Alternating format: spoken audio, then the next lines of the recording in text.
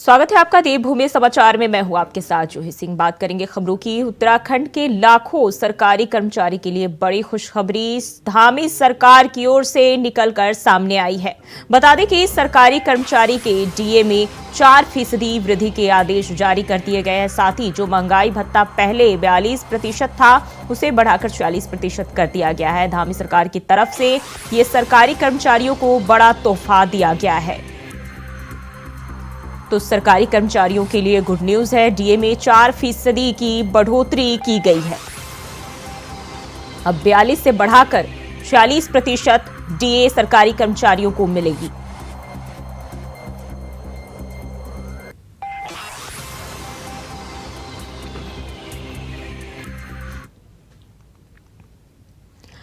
और इसी खबर पर ज्यादा जानकारी के साथ अभय कैंतुरा हमारे साथ जुड़ गया है। अब है सरकारी कर्मचारियों के लिए सरकार की ओर से गुड न्यूज जारी किया गया है, क्या कुछ जानकारी है? बिल्कुल इसे इस रूप में समझ सकते हैं कि जो राज्य कर्मचारियों की जो मांग थी लंबे समय से, जिस डीए में बढ़ोतरी की वो मांग यहाँ पर कर रहे थे, उसे धामी सरकार ने पूरा करने का काम यहाँ पर किया है। मुख्यमंत्री पुष्कर सिंह धामी की तरफ से जो डीए की जो पत्रावली थी, उस डीए की पत्रावली पर कल देर शाम ही हस्ताक्षर यहाँ पर कर दिए गए थे। राज्य शासन की तरफ से उसके आदेश यहाँ पर जारी हो चुके हैं। अब राज्य कर्मचारियों को, अधिकारियों को जो 4% डीए होगा वो और बढ़ावा यहाँ पर मिलेगा, यानी 42% से लेकर 46% का ये जो भत्ता है वो उन्हें देने का काम सरकार की तरफ से किया जाएगा और 1 जुलाई से इसे लागू यहाँ पर माना जाएगा। ये समझा जा सकता है कि राज्य सरकार की तरफ से कर्मचारियों के लिए बड़ी सौगात इस रूप में समझी जा सकती है, क्योंकि पिछले लंबे समय से कर्मचारी इसकी मांग यहाँ पर कर रहे थे। और ये मांग इसलिए भी थी कि केंद्र सरकार के जो कर्मचारी हैं, यानी केंद्र के जो कर्मचारी हैं, उनके समान राज्य कर्मचारियों की ये मांग थी कि जो डीए है, जो उन्हें 4% डीए कम दिया जाता है, उसको बढ़ाने काम यहाँ पर किया जा सके। तो वो अब पूरी हो चुकी है और बड़ी सौगात है। इससे राज्य के जो लाखों कर्मचारी होंगे वो इससे प्रभावित नजर आएंगे, लाभान्वित होते हुए नजर आएंगे। और उनके इस मांग को पूरा होने के बाद जो राज्य कर्मचारी जो संगठन है वो मुख्यमंत्री पुष्कर सिंह धामी का आभार प्रकट यहाँ पर कर रहे हैं, क्योंकि मुख्यमंत्री की तरफ से वो सौगात देने का काम उनके लिए किया गया है। जी सरकारी कर्मचारियों को ये बड़ा तोहफा दिया गया है। तो अब कर्मचारियों में कैसा माहौल देखने को मिल रहा है? जी मैं कल देर शाम ही जैसे ही पत्रावली मुख्यमंत्री कार्यालय में यहाँ पर पहुंची थी और मुख्यमंत्री की तरफ से उस पत्रावली को अनुमोदित करने का काम यहाँ पर किया गया था, राज्य कर्मचारियों की मांग को स्वीकार करने का काम यहाँ पर किया गया था, तब से लेकर राज्य कर्मचारी के जो विभिन्न संगठन है वो यहाँ पर खुश नजर आ पा रहे हैं। राज्य सरकार का राज्य सरकार का आभार प्रकट कर रहे हैं, मुख्यमंत्री पुष्कर सिंह धामी का आभार प्रकट कर रहे हैं और कह रहे हैं कि जो उनकी मांग लंबे समय से अटकी हुई थी, लंबे समय से जो मांग उनकी पूरी नहीं हो पाती, अब कर पूरी हुई है। यानी ये कह सकते हैं कि वो लोग लगातार जो मांग यहाँ पर कर रहे थे कि केंद्र के समान उनका डीए होना चाहिए, वो अब यहाँ पर हो चुका है और उनका जो डीए है वो 42% से बढ़कर अब 46% यहाँ पर हो गया है और इसका लाभ भी उन्हें मिलने लगेगा। तो ये कहा जा सकता है कि कर्मचारी संगठनों में मुख्यमंत्री पुष्कर सिंह धामी और उनके इस कार्य को लेकर एक आभार प्रकट करने का काम यहाँ पर हो रहा है और लगातार उस सरकार का आभार प्रकट यहाँ पर कर रहे हैं। जी अभय बने रहे हमारे साथ, अगली खबर पे भी आपका रुख करेंगे।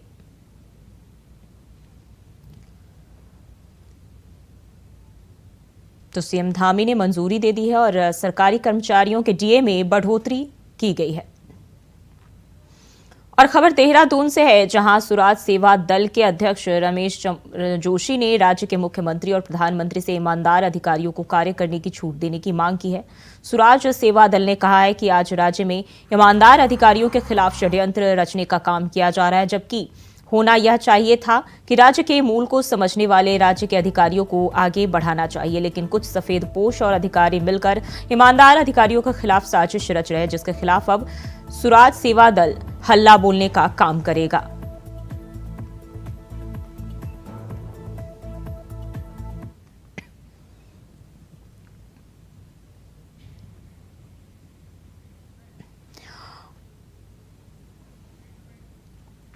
मैं 1 हफ्ते के अंदर, लगभग हफ्ते 10 दिन के अंदर, मैंने कहा ना, उन अधिकारियों की पूरी जांच करवाऊंगा, उनके खिलाफ अभियोग पंजीकृत करवाऊंगा। मैं कल माननीय हमारे जो हरिद्वार एसएसपी साहब है उनसे भी संपर्क करूंगा। ये व्हाट्सएप सारी चेक करवाई जाएंगी, इन व्हाट्सएपों की जांच करवाई जाएगी, जो है पत्र कहाँ से आए, किस प्रकार से आए, किस अधिकारी की इसमें संलिप्तता है, ये लोकेशन उनकी मैं प्रॉपर ट्रेस कराऊंगा कि आप उनकी तमाम लोकेशन उन अधिकारियों के साथ चेक करिए, उनकी सीडीआर चेक करिए और व्हाट्सएप की भी सीडीआर निकालिए। ठीक है, व्हाट्सएप में आप यही तो नहीं कह सकते कि चैट हो रही है, लेकिन व्हाट्सएप में कब किसके फोन से बात हुई वो तो व्हाट्सएप नंबर तो आएंगे। मैं पूरे आज हमारा जो देश है वो बहुत आगे जा रहा है और डिजिटल प्लेटफॉर्म पर, तो मैं निश्चित तौर से मैं कल हरिद्वार के कप्तान साहब से मैं पूरी वार्तालाप करूंगा और मैं जो अधिकारी इस प्रकार के अधिकारियों को का मनोबल तोड़ने का कार्य कर रहे हैं उनके खिलाफ अभियोग पंजीकृत कराने की मैं मांग करूंगा। मैं आपको कागजों के साथ और अभय कैंथुरा लगातार हमारे साथ बने हुए हैं। अभय, स्वराज सेवा दल के अध्यक्ष ने ईमानदार अधिकारियों के कार्य में छूट की मांग की है, क्या जानकारी है? दीपिका, ये कह सकते हैं कि राज्य में ईमानदार अधिकारियों को कार्य करने में छूट देने की मांग लगातार यहाँ पर बढ़ रही है। राज्य में विभिन्न सामाजिक संगठनों की तरफ से इस मांग को यहाँ पर बढ़ाने का काम किया जा रहा है और राज्य सरकार से मुख्यमंत्री पुष्कर सिंह धामी से मांग की जा रही है कि राज्य के जो मूल अधिकारी हैं, यानी उत्तराखंड कैडर के जो अधिकारी हैं, जो राज्य के मूल को समझने का काम यहाँ पर करते हैं, राज्य के विकास के लिए लगातार यहाँ पर काम कर रहे हैं, ऐसे अधिकारियों को आगे बढ़ाने का काम वहाँ पर किया जाए। मामला पिछले दिनों जनपद हरिद्वार के जिलाधिकारी का है। उनके जो धीराज गब्रियाल है उनके खिलाफ आरोप लगाने का काम यहाँ पर कुछ राजनीतिक लोगों की तरफ से यहाँ पर किया गया था और उसी के पक्ष में अब ये कह सकते हैं कि जो सामाजिक संगठन है, जो राज्य के मूल आंदोलनों को लेकर अपनी आवाज उठाते हुए नजर आते हैं, राज्य की पीड़ा को उठाने का काम वो करते हैं, उनकी तरफ से अब इस मामले पर हरिद्वार के जो जिलाधिकारी है उनका साथ देने का काम यहाँ पर किया जा रहा है। उन्होंने हल्ला बोलने का आह्वान यहाँ पर किया है कि राज्य के भीतर जो ऐसे अधिकारी कर्मचारी हैं जो विभिन्न राजनीतिक दलों के साथ मिलकर ऐसे अधिकारियों को तोड़ने का काम यहाँ पर कर रहे हैं, जो राज्य को आगे बढ़ाने के लिए यहाँ पर प्रयासरत है, राज्य में विकास के लिए जो काम हो रहे हैं उन कार्यों को पीछे करने का वो काम उनकी तरफ से किया जा रहा है। तो उन अधिकारियों को प्रोत्साहित करने के लिए और ऐसे अधिकारियों को जो रास्ते में रोड़ा बनकर खड़े हुए हैं उनके खिलाफ जांच की मांग उनकी तरफ से की जा रही है। उन्होंने साफ तौर पर कहा कि जिस प्रकार से हरिद्वार के जो जिलाधिकारी हैं धीराज गब्रियाल, उनका जो कार्यकाल रहा है, चाहे हरिद्वार के भीतर का हो, पौड़ी जनपद के भीतर का हो या नैनीताल जनपद के भीतर का जो उनका कार्यकाल वहां पर रहा है, जिस प्रकार से उन्होंने वहां पर टूरिज्म सेक्टर को बढ़ाने का काम वहां पर किया है, राज्य के विकास के लिए उन्होंने जनपदों में जिस प्रकार से विकास की योजनाओं को धरातल पर उतारने का काम किया, वो कुछ लोगों को पच नहीं रहा है। कुछ लोगों के लिए ये कह सकते हैं कि वो बड़ा चिंता का विषय बन रहा है और इसीलिए अब उनकी राह में बाधाएं उत्पन्न करने का काम उनकी तरफ से किया जा रहा है। तो ऐसे लोगों के खिलाफ वो अब अपना मोर्चा खोलने का काम यहाँ पर करेंगे। कल हरिद्वार जनपद में वो जो हरिद्वार जनपद के जो पुलिस कप्तान हैं उनसे मिलने का वो कार्य करेंगे और ऐसे लोगों के खिलाफ कार्रवाई के लिए वो शिकायती पत्र देंगे जो लोग जिलाधिकारी या फिर ईमानदार अधिकारियों के खिलाफ वहां पर काम नहीं करने देने का काम वहां पर कर रहे हैं। तो सीधे तौर पर समझा जा सकता है कि अब राज्य के भीतर एक और नई लड़ाई की शुरुआत यहाँ पर हो रही है। अच्छाई का समर्थन करते हुए बुरे जो अधिकारी हैं या जो कह सकता है कि जो नाकारा अधिकारी है, निकम्मा अधिकारी है, उनके खिलाफ हल्ला खोलने का काम उनकी तरफ से किया जाएगा। जी, उन्होंने कुछ सफेद पोश और अधिकारियों के मिलकर ईमानदार अधिकारियों के खिलाफ साजिश रचने का आरोप लगाया, तो क्या कोई नाम सामने आया है उनकी तरफ से? दीपिका, ये कह सकते हैं कि जो स्वराज दल के जो अध्यक्ष है रमेश जोशी, उन्होंने साफ तौर पर कहा है कि अभी उनकी तरफ से खुलासा सीधे तौर पर नाम का नहीं किया जाएगा।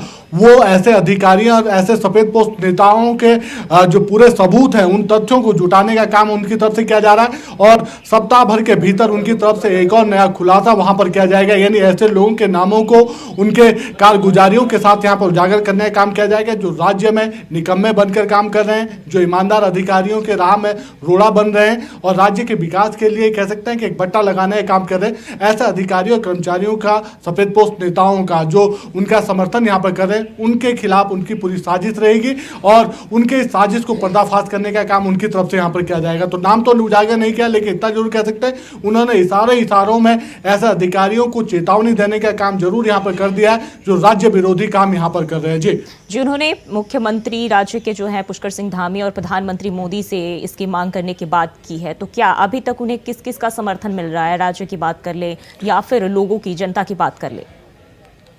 देखिए, सबसे बड़ी बात है कि उत्तराखंड राज्य के 13 जनपद हैं और 13 जनपदों में अगर हम इस समय जिला अधिकारियों की अगर हम बात करते हैं तो उत्तराखंड कैडर के सिर्फ 2 ही अधिकारी इस समय जिलों में प्रतिनिधित्व करते नजर आ रहे हैं, जिसमें जिसमें चंपावत जनपद के नवनीत पांडे हैं और हरिद्वार जनपद में आपके धीराज गब्रियाल हैं। ये दोनों ही उत्तराखंड कैडर के अधिकारी हैं और इस समय राज्य की मूल भावनाओं को समझने वाले हैं और यहाँ पर विकास के कामों को धरातल पर उतार रहे हैं। उनका कहना है कि अगर राज्य में कानून व्यवस्था को लेकर बेहतर काम हो रहा है तो फिर जो राज्य के बाहर से आए हुए IPS अधिकारी हैं वो राज्य में कानून व्यवस्था को बेहतर बनाने का काम यहाँ पर कर रहे हैं। लेकिन जो नीति निर्धारण जो काम होता है, यानी नीतियों का बनाने का जो काम होता है, उसका इम्प्लीमेंट करने का जो काम होता है, वो प्रशासनिक अधिकारी की तरफ से किया जाता है। तो ऐसे में जनपदों के भीतर ऐसे अधिकारियों को प्रोत्साहित करना चाहिए जो बेहतर काम कर रहे हैं, ईमानदारी से अपने काम को आगे बढ़ा रहे हैं, जनता की जो समस्याएं उनका निस्तारण उनके द्वारा वहां पर त्वरित गति से किया जाता है। तो ऐसे अधिकारियों को वहां पर आगे बढ़ाने का काम होना चाहिए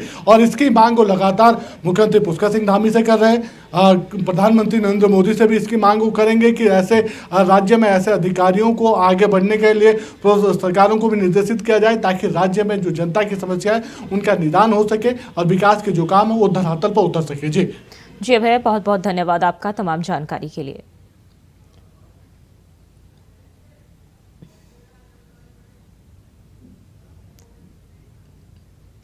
और खबर देहरादून से है, जहां 22 जनवरी को अयोध्या में श्री राम मंदिर में प्राण प्रतिष्ठा का आयोजन होने जा रहा है, जिसको लेकर बीजेपी की ओर से सभी दलों के नेताओं को निमंत्रण पत्र भेजे गए।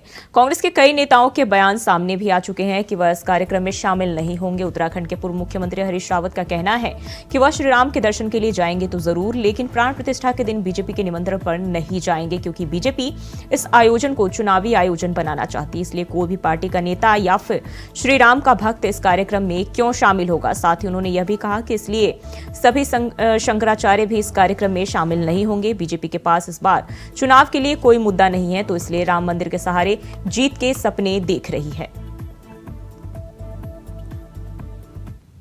देखिए, सब लोग अपनी सुविधा और भगवान की आज्ञा से जाते हैं दर्शन करने के लिए, जो भी तीर्थ स्थानों को जाते हैं। ये हमारी सनातन परंपरा है और हम बिल्कुल जाएंगे। राम हमारे लिए आस्था है, राम हमारे लिए विश्वास है, राम हमारे लिए सब कुछ है। हम जरूर जाएंगे और मगर जब आदेश होगा तब जाएंगे। मगर भाजपा के निमंत्रण पर कोई क्यों जाएगा? और जिस तरीके से पूरे कार्यक्रम को, पूरे प्राण प्रतिष्ठा को जो है का भाजपाईकरण कर दिया गया है, संघीकरण करने की कोशिश की जा रही है।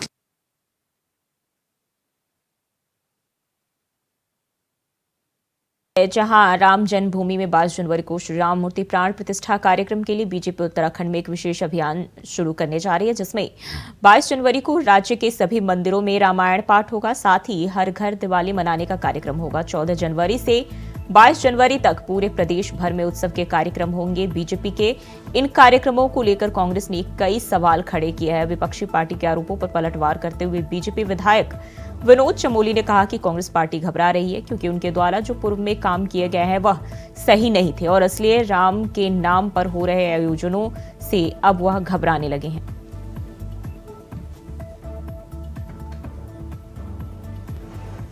निर्माण के विरोध में 50 वकील वहां खड़े कर दिए हो, जिन्होंने भगवान श्री राम के अस्तित्व को ही नकार दिया हो, एफिडेविट दे दिया काल्पनिक है। वो कांग्रेस अयोध्या जाने आने पर चर्चा कर रही है। मैं समझता हूँ हमारी सफलता है कि आज उनको भी बोलना पड़ रहा है। वो अपना प्रोग्राम जैसा उनको बनाना बना, हमें जो करना हम करेंगे, उनसे पूछो तो करेंगे। कांग्रेस पूरी तरह घबराई हुई है, थर्रा रही है, डर नहीं रही है, थर्रा रही है। जिस प्रकार पूरे देश का माहौल बना है और एक अभियान के रूप में इसको लिया गया है और घर घर दीपावली की तैयारियां हो रही हैं और चुनाव सन्निकट है, तो कांग्रेस कहीं न कहीं समझ रही है कि बहुत बड़ा खामियाजा उनको भुगतना पड़ेगा जरूर।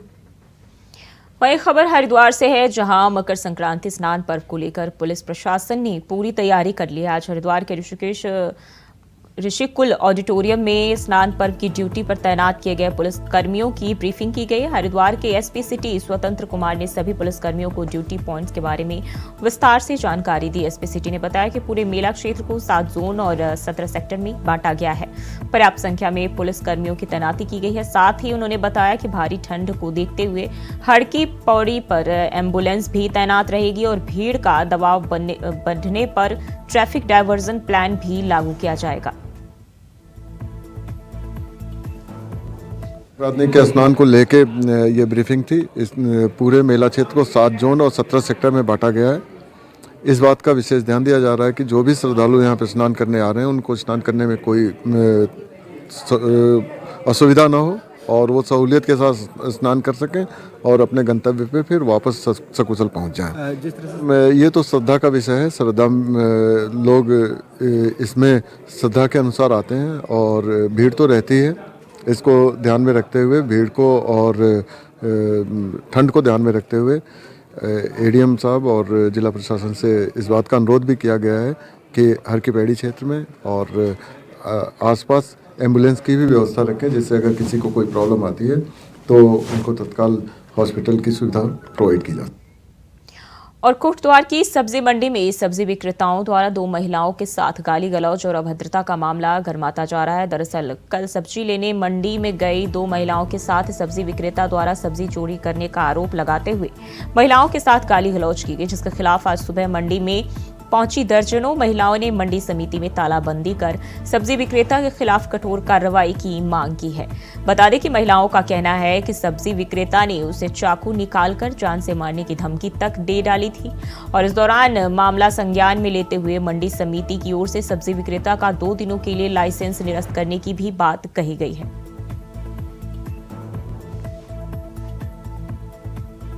सब्जी ले रहे थे, उसने हमें बोला कि तुमने चोरी कर दी। हमने कोई चोरी नहीं की। बाद में वो हमें अपनी गाड़ी में गया, गाड़ी से चाकू लेके आया। वो इतना बड़ा चाकू था उसके हाथ में। हाँ, चाकू लेके आए, चाकू लेके आए। 2 थे वो, पर दूसरे का नाम है पता नहीं, अजगर नाम है उसका, जिसने चाकू लेके आया था वो। तो हमने चोरी करनी है मंडी में आके, हम खुद उन लोगों को पाल रहे हैं, हमारे पीछे पड़ रहे हैं वो लोग और हमें गंदा बोल रहे हैं। उनके खिलाफ जो है रिपोर्ट लिखा दी गई है, वो अंदर है फिलहाल अभी, और उनका जो है हमारी ओर से लाइसेंस जो है निरस्त कर दिया जाएगा। वो यहाँ लाइसेंस जो है निरस्त कर दिया जाएगा उनको। जो भी व्यापारी यहाँ पे हैं उनको बीच में हमारे द्वारा जो है उनको समझाया जाता है। जो भी इस तरह की बदतमीजी दिखाता है, हमारे पास जो भी कंप्लेन आती है उसके खिलाफ उनके लिए जो है कार्रवाई की जाती है। अब चूंकि यह गंभीर मसला था इसलिए उनके खिलाफ रिपोर्ट लिखा दी गई है।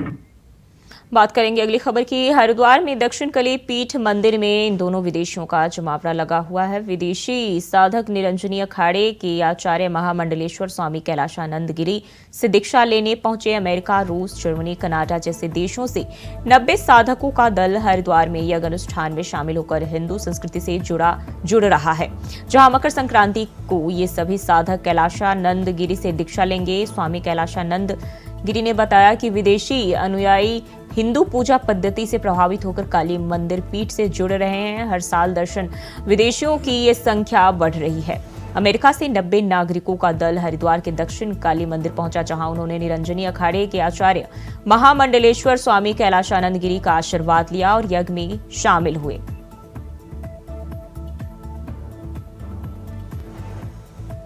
वर्ष बहुत भारी संख्या में और America, Toronto, New York, new Jersey, America के आसपास के ऑस्ट्रेलिया, इजराइल, ऐसे जो बड़े अनुयायी हैं, बड़े उच्च कोटि के लोग हैं वहाँ, बड़े अच्छे परिवार के लोग हैं वहाँ, वो सभी यहाँ आते हैं। आज लगभग 90 लोग आए। हमने 90 लोगों को यज्ञ कराया। इनको हमने सबसे पहले सुबह आध्यात्मिक दीक्षा दी, उसके बाद इनका अभी यज्ञ हुआ। यज्ञ के बाद इनको हमने प्रसाद दिया। आज राम लला हमारे निर्विघ्न स्थापित हों, राम मंदिर निर्माण में कोई बाधा न आए।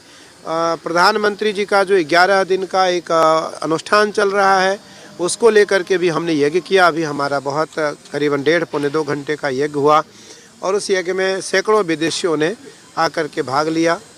कैलाशानंद गिरी के अनुयायी हैं और हम लोग यहाँ मेडिटेशन सीख के आए हैं।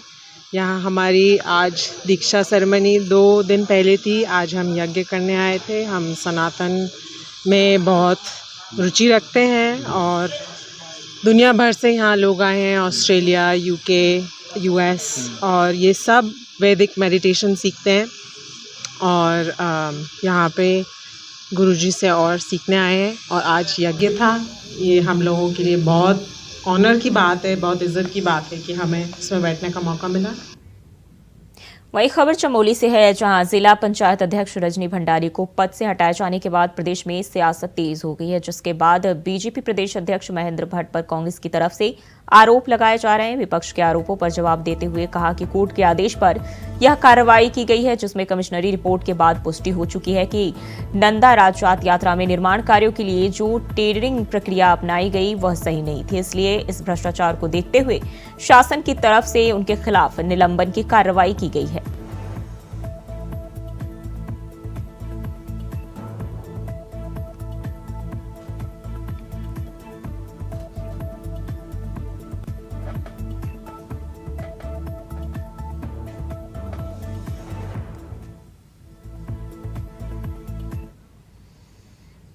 और उत्तराखंड में मौसम विभाग ने एक बार फिर से मौसम का पूर्वानुमान जारी किया है, जिसमें मौसम निदेशक विक्रम सिंह ने कहा कि प्रदेश में आगामी 17 जनवरी के आसपास मौसम बदलने की संभावनाएं हैं। मौसम निदेशक की माने तो ड्राई सीजन के चलते किसानों को नुकसान जरूर हुआ है, साथ ही आने वाले दिनों में अभी ठंड और बढ़ेगी। जनता को ज्यादा से ज्यादा सावधानी बरतनी होगी।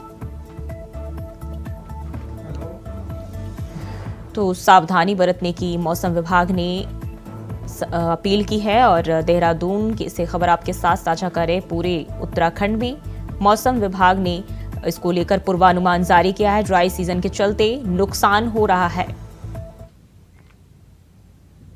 और खबर हरिद्वार से है, जहां अयोध्या के साथ साथ पूरे देश में राम मंदिर को लेकर उत्साह का माहौल देखने को मिल रहा है। राम जन्मभूमि आंदोलन से जुड़े संतों में एक बड़ा नाम युग पुरुष परमानंद की महाराज का भी नाम है, जिन्होंने राम मंदिर के आंदोलन में अपने जीवन के 3 दशक स्वाहा कर दिए। कई बार जेल गए, सरकारों की प्रताड़ना भी झेली। योगी आदित्यनाथ के गुरु महंत वैद्यनाथ के साथ आंदोलन में बढ़ चढ़कर हिस्सा लेने वाले युग पुरुष परमानंद जी से उस समय किस तरह से आंदोलन को लेकर रणनीति बनती थी और क्या कुछ आंदोलनकारियों के मन में चल रहा होता है, इस पर स्वामी परमानंद गिरी ने हमारे चैनल पर खुलकर बातचीत की। देखिए उनका खास इंटरव्यू। अभी पुलिस ज्यादा आती थी तो ये नहीं लगता था कि सुरक्षा में आई है कि गिरफ्तार करने आई है। बहुत जगह सभाओं में जाते प्रतिबंध लग जाता था कि वहाँ सभा नहीं होगी, तो छिप के बेस बदल के जाते।